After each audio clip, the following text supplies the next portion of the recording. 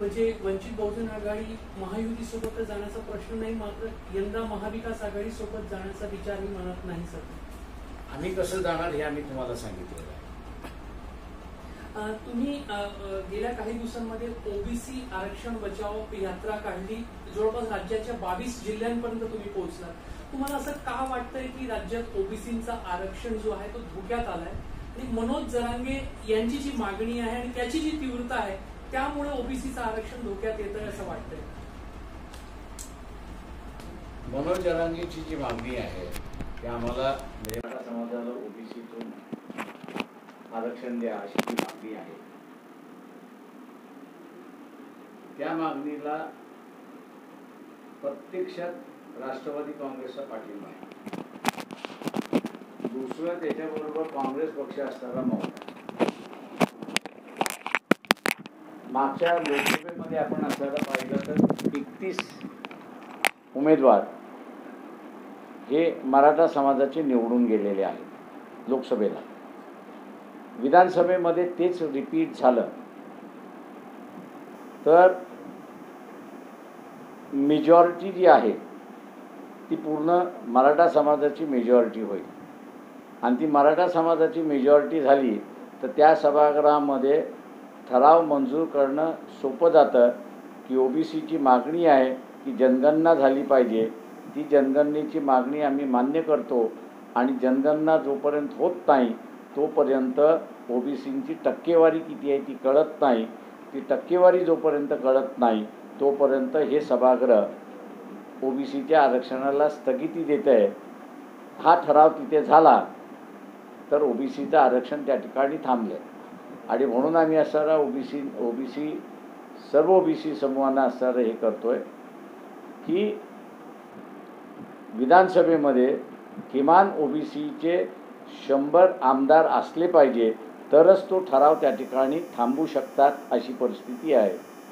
दुसरं ओबीसीनं आम्ही असणारा म्हणतोय की आरक्षणाच्या जागा ह्या सगळ्यात महत्त्वाच्या आहेत. मग ते एससीचे आरक्षण असेल किंवा एसटीचं आरक्षण असेल, ते ओबीसीच्या मतावरती निवडून गेले तर ओबीसीच्या बाजूने मतदान करतील आणि ते जर मराठा समाजाच्या बाजूने मतदान करून घेतले तर ते मराठा समाजाला मतदान करतील.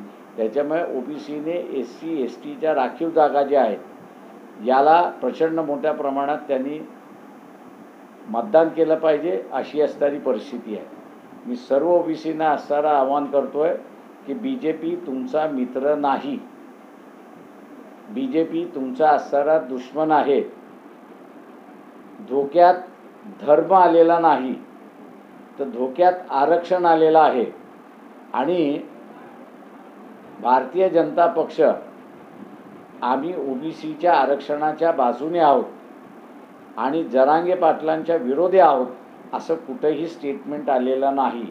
तेव्हा तेली, माळी, कोळी, सोनार, कुंभार, लोहार या सगळ्या समूहाने जे आहे इतर जे ओबीसी आहेत त्या सगळ्या समूहाने एक गाठ बांधली पाहिजे की जोपर्यंत ओबीसीच्या आरक्षणाला पाठिंबा मिळत नाही तोपर्यंत त्या पक्षांना आम्ही मतदान करणार नाही ही भूमिका त्यांनी घेतली पाहिजे.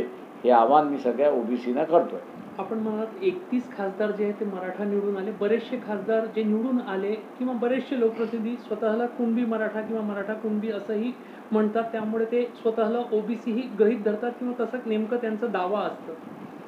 या 31 आमदाराने 31 खासदाराने जरांगे पाटील यांना जाऊन भेटून आले आणि तुमच्यामुळे आम्ही निवडून आलोय असं त्यांनी सांगितलेलं आहे. त्याच्यामुळे हे कुणबी जरी म्हणत असतील तरी तुम्ही मतदान कोणाच्या बाजूने करणार आहात?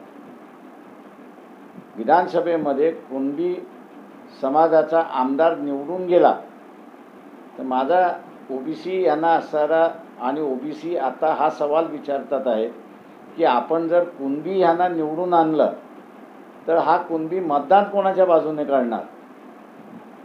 जरांगे पाटलाच्या बाजूने मतदान करणार की ओबीसीच्या आरक्षणाच्या बाजूने मतदान करणार?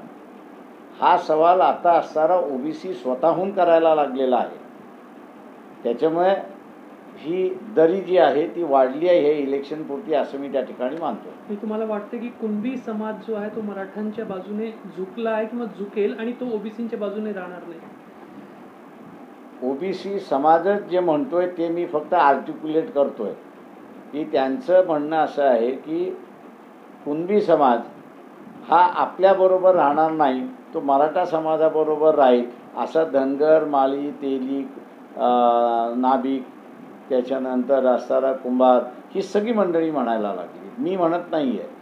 आता कुणबी समाजाने त्यांना आश्वासित केलं पाहिजे की आम्ही मराठ्यांबरोबर जाणार नाही, ही त्यांची जबाबदारी.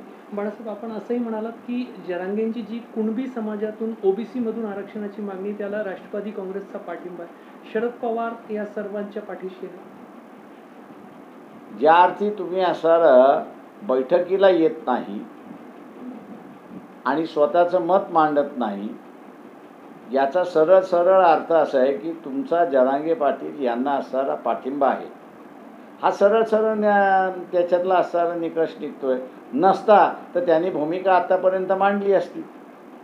शरद पवारांनी भूमिका घेणं आवश्यक आहे असं वाटतंय की त्याने ज्या ज्या पक्षाला गरज वाटते ते ते घेतील. थँक्यू. बाळासाहेब, एक प्रश्न. थँक्यू. आरक्षणाच्या थँक्यू.